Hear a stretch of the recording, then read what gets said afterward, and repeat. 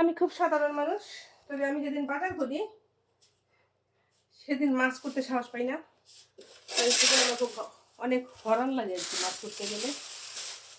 তার জন্য আজকে এই মাছটা কুটা আমার দ্বারা সম্ভব না। আজকে এই 4 কেজি মাছ আমি করতে পারবো না। 5 কেজি মাছ আজকে বেরিতে গোটায় রাইখা দিই, তাকে শুধু মুরগিগুলো কাটবো বাইরে নিয়ে। এই গোটাইলাম, এই যে দেখেন এরকম পলিথিনের ভিতরে ভরে যায়, এটা লেখার ভিতরে আবার আলাদা একটা পলিথিন ভরবে এই যে এইভাবে। তারপরে এটাকে কী করবো, ফ্রিজে ঢুকাবো আমি। যখন আমার শরীর ভালো থাকে তখন করবো মাছটা, নাকি আজকে কোটা দরকার ঠিক বুঝতেছি না।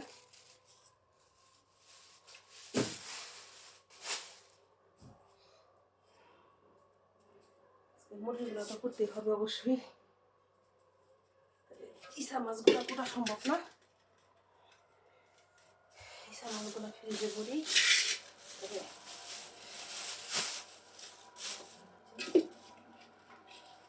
মাছ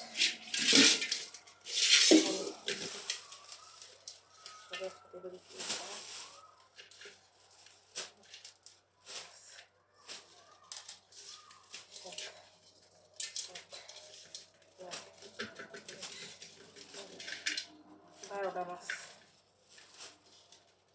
এই 12টা মাছ 5 কেজির উপরে আছে। কেমনে কুটো বেরি বসতাছি না।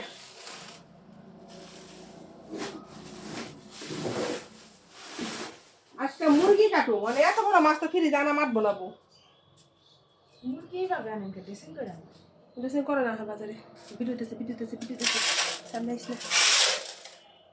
আমার ইয়াও গাই দিয়ে একটা করে পলিথিন মাছটা কুটা থম ফিরে যায় নাকি আকুরা ফেলে আঁকবো না। কি মাছ? বড় পাঙ্কাশ 4 কেজি এটা থুম। মুরগি তো কাটে দিতে হবে। এত সাইকেলে কাটাবো না, মুরগি কাটে আজকে যা পাঙ্কা করতে দিই কেন কাটবো নাকি আবার ইয়ে দেবো চাকা চোখ হয়ে যাবো। কিচ্ছু না, কিছু হয় না তো। আমি গরুতে পাঙ্গাস মাছ খাইতো না, আমার আব্বা একবার ছোটবেলা পাঙ্গাস মাছ আনছে, পরে ফ্রিজে দিয়ে পরে দিন কাটতে কিছু জানে।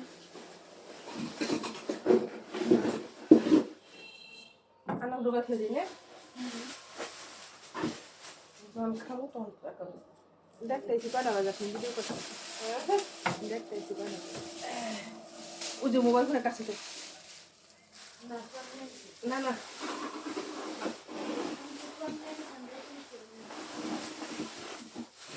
আসলে না